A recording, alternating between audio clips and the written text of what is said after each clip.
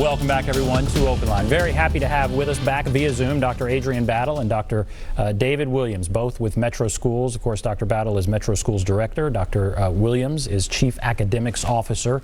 No better time to have both of them on than right now. Schools are closed, but there is remote learning going on, and that is what we are talking about. And the question I asked right before we went to break was, and I'll go to David Williams with this, Dr. Williams, how long should students be working every day with work that is sent home? Is it the full 8 hours they would normally be in school, or is it something less, or what do you recommend? And then I'll start taking calls.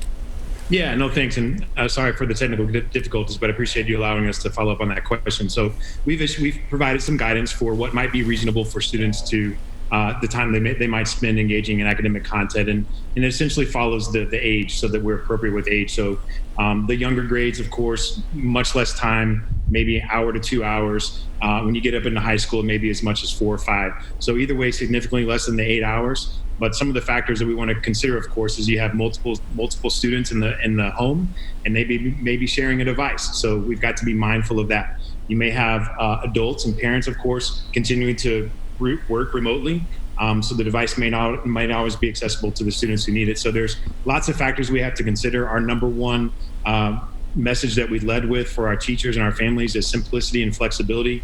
Again, we know there are a lot of different considerations and challenges that families face, and so we certainly wanted to be mindful of that, but definitely less than the 8 hours, and again, thinking about the age appropriateness of the students. And Dr. Battle, before I take calls, why not grade the work right now? And I think I may know the answer, but we may get a call like that. Why not have the work be graded and have it count and that kind of thing? Why not do that right now? Yes, and I'll first start with attendance. We currently are working under policies that don't allow us to take attendance for accountability purposes. And of course, when you're talking about grading and grade improvement opportunities, you've got to make sure that you have access for all students. And so that just leads right into grading itself. We have to make sure that as we're transitioning to this new phase of remote learning, that all of our students have access to engage with the content and the support of their teachers. There is something to say about having face-to-face instruction and being with a quality teacher every day. And we want to make sure that we have the right supports in place for our students to really support them in their growth and setting them up for success. And so with all the many factors and complexities that families are really persistent through right now, we needed to be very mindful of that. But we're not just staying away from grades for the sake of staying away from grades. What we're encouraging our parents, our teachers to do is to provide quality feedback. This is an opportunity and a space for us to be very supportive for students, to really think about their individual needs and how we can personalize our supports and resources to meet their needs during this time of closure. All right, we have a bunch of calls, so I'm just going to go to the calls, even though I have plenty of other questions. But Sheila, hello, Sheila. Are you there, Sheila? Hello. Yes, I am. All right, go right ahead. What's your question? My question is, as far as kids with special needs and learning disabilities, what are the plans for Schoology for these kids, as well as social distancing once school starts back? Okay. Did you understand that question, Dr. Battle?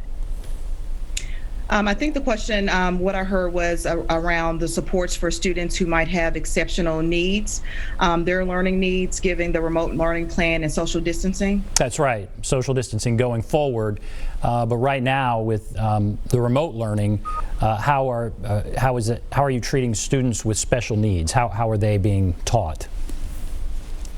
Sure, David, you want to take that question? Yeah, thanks, Dr. Battle. So this is a great question, and Sheila, thanks for calling in and asking.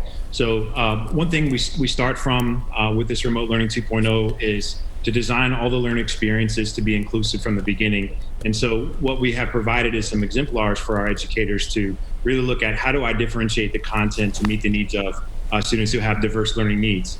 And one thing that we are very intentional about is making sure that we have the same expectations to access grade level content for all kids. And so accessing that content might look different, and it might need different supports, scaffolds, and ways to get into that content. But we really think that the collaboration between gen ed and exceptional education teachers has been emphasized and much needed during this time. And we think that's an important outcome of this for those educators to really work together to think about how they can meet those needs. The Schoology platform that we've been talking about does have some accommodation and accessibility features built in. And so that's one thing that our students and families can certainly take advantage of if those accommodation features can meet the needs of students. But we also understand that on the back end, we're going to have to be very, very diligent in making sure that we're looking at any learning that's been lost for all of our students, but particularly those who are most at risk, and make sure that we have supports and ways to remediate and close those gaps as they transition back into school. So thanks for that question. Our educators are committed and working as hard as they can to meet the needs of all students, but particularly students with exceptional needs. All right, thank you, Sheila. Let's go to Michelle. Hello, Michelle. Yes. What is on your mind? Go right ahead. I'm just wondering, are you guys installing the 5G network in the schools at all? Are you installing 5G network in the schools? Who wants to take that? And I'll take that question, Michelle. With regards to our infrastructure inside of our schools, we are constantly upgrading our access points across all of our schools. We've been hard at work with that for many, many years to ensure that our facilities can hold the capacity of the students and faculties that are within it. And so with regards to the specific specs, I'm not able to speak to that, but what I can tell you is that that's part of the work of our instructional technology team, and they're constantly upgrading, expanding, and monitoring our progress to make sure that as students and as staff members are accessing the internet during the day, that they truly can connect and remain engaged in any virtual or remote learning opportunities. Okay, let's go to Lisa. Hello, Lisa. Yes. Go right ahead. Yes, I have a question concerning the seniors for this year for the Hope Scholarship, because the Hope Scholarship is that a senior has to have a 3.0 to unweighted GPA. And since some of the seniors could not finish strong this year, and we have an instance of a friend's son having a 2.9. So his unweighted GPA is a 2.9, but his weighted GPA is a 3.2. So with that, he won't be able to get the Hope Scholarship. But the Hope Scholarship has said that the Metro Board of Davidson County can change that, but they can't change it until you all approve that. And so since this year is not the kids' fault, have you all ever thought about considering, since this is not the children's fault that they can't finish strong, working with Hope Scholarship to do something about that this year? Okay, interesting question. I'll send that to you, Dr. Battle. Yeah, David, if you want, I know you've worked closely with our seniors and the various weighting options relative to scholarship opportunities. So David will kick off, and I will definitely chime in with additional support. Okay. Yeah, and Lisa, this is a question that we have certainly discussed, and we take this very seriously. So I just commend you for calling in and advocating for this. So thank you for that. But as you stated, exactly right. Students would need a 3.0 unweighted GPA to qualify. And so I want to say that we certainly empathize with the students and families when the school year for seniors was cut short. March 11th was the last day, was a Wednesday, and they didn't get to finish the third quarter, and certainly don't get to finish the fourth quarter. And there's a lot of opportunities that seniors would ordinarily have that they don't closing out the year. So some of the guidance that we issued our teachers as they close out the grade book to determine graduation status, if they had met the requirements that the state board voted on April 9th, was that, as you said, this is not the kids' fault. We wanted to make sure that students were advantaged in every possible way, considering everything they had been through from the tornado and then the COVID-19 pandemic. It's been certainly challenging. So we certainly wanted to start out with advantaging kids from the start with grades as the teachers finish those out on April 9th. And then the second thing I want to say is that we are currently working really, really hard to be consistent and equitable with the opportunity for students to engage in any kind of grade improvement that would, in a student, as you mentioned, somebody who has a 2.9 is right really close to that border of a 3.0, that they have every opportunity to get across that finish line and get that 3.0. So we're certainly very supportive of having this opportunity and make those opportunities available for kids. And we look forward to communicating what our plans are to make that happen very, very soon.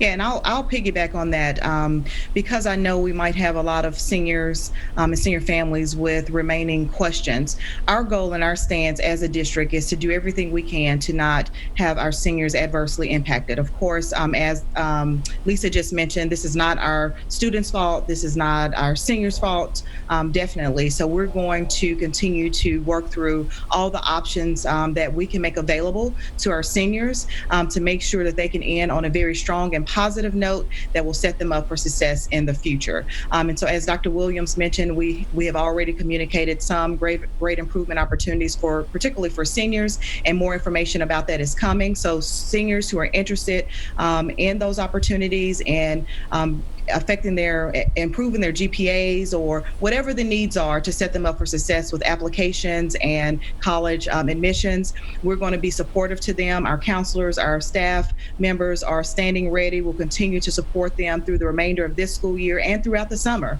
to make sure that to the best of our ability, we give them the best shot at this. How do you determine the final grade? As you said, school just ended suddenly in March. Is the grade what the child had right at that moment? Is that then their final grade? How do you determine the final grade? So I'll take that, Ben. Thank you. So for seniors became a priority for a couple of reasons. Obviously, they're seniors, and we knew that if there was an extended closure where they wouldn't return to school, they may not come back. And so as unfortunate in reality as that is, we wanted to say, how can, as Dr. Battle said, how can we set them up for success? So even if we don't return to school, what does a transition look like so they can prepare for a career in college and meet the aspirations that they have already laid out for themselves? So what we did with the waiver from the State Department of meeting the 180 instructional days was we were able to effectively truncate the senior year as of March 11th.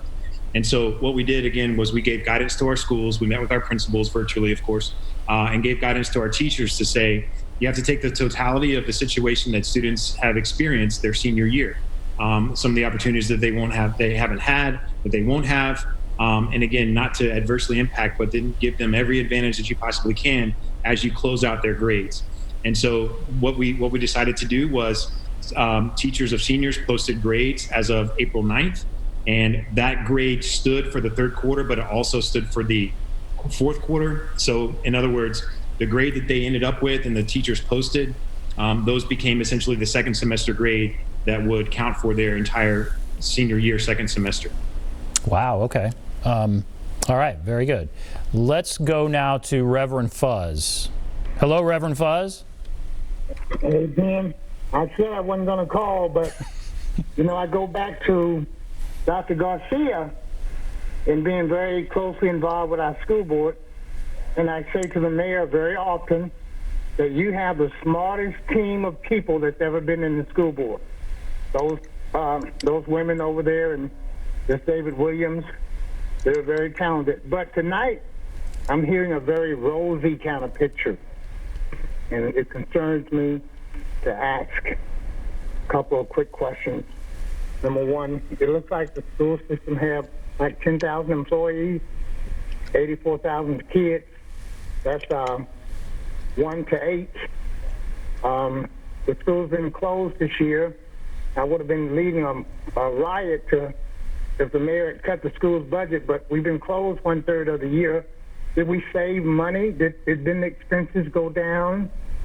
And finally, are you guys, you're told the policy, and I see, this is my perception, that the administration implements the policy that they're told to implement. I say to the mayor, go and sit down with our school administrators and ask them what policies and what things are needed to make Nashville's school system the best in the nation. We can't ignore that we've got some situations like 70 teachers missing. I know one school near my church is saying that 90% of the kids are failing. And I have to wonder, will these kids be able to really perform In college, I got a couple kids in church who are seniors this year, getting ready to go to either Belmont or Memphis State. And I'm saying, wow, they've been out. How is this going to impact their readiness to write and to succeed in college? But the most important is, are there some policies that you would push back on? I see y'all as implementing the policies that are given you by people who might not be trained in education. Thank you. Okay, so there are two areas there: readiness to write and read in college, and then there's some budget questions. But we'll take the readiness to write and read in college and that part. Go ahead, Dr. Williams. Thanks, Reverend Fuzz, for calling in and asking those questions. I think impact for readiness for college and life, I think we have to unpack that a little bit. And I think that our Remote Learning 2.0, our plans for the summer, and what we're thinking about for the fall, we know that there's going to be some potential gaps that we'll have to remediate. And we certainly are preparing for that and having lots of conversations to develop plans for how we might mitigate some of the effects of the COVID slide or the Corona slide, some are calling it. But I think so. One thing you could think about is academics. I think the other thing that you have to think about is perseverance, grit, resilience. And I certainly think that students, having come through the tornado and dealing with this pandemic, are developing skills for life that you just can't teach, honestly. And so when we think about preparation for life, it's not just about academics. I think that's obviously critically important, but some of our social emotional skills, the resilience that our kids are developing by facing these challenges. And we certainly have expectations from our teachers and our students and our families that we will rise to meet these expectations. And I think those are lessons that will certainly prepare them for college and life. All right, we're going to take a break. Then I'm going to come back and ask a couple of budget questions. And Dr. Battle, those will probably go to you. And I'll ask about possible furloughs or layoffs and just where does this leave us? The fact that we have not been in school for a portion of the year and the budget situation with Metro is dire. But all right, we'll take a break. We'll come back and talk about the budget right after this.